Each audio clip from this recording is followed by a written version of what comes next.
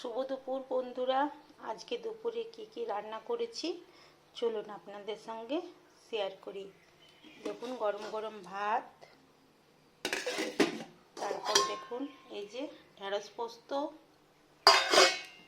তারপরে বড়া দিয়ে সবজি দিয়ে একটা নিরামিষ টক, তারপরে এই যে প্রথম ভাতের জন্য একটু করলা আলু মাখা, তারপরে এই যে সর্ষে পোস্ত দিয়ে মাছের ঝাল, তারপরে এই যে পেঁপের তরকারি, তারপরে এই যে কলাইয়ের ডাল। এটাই হলো আজ দুপুরের আয়োজন। কেমন হয়েছে বলবেন। থ্যাংক ইউ, নমস্কার।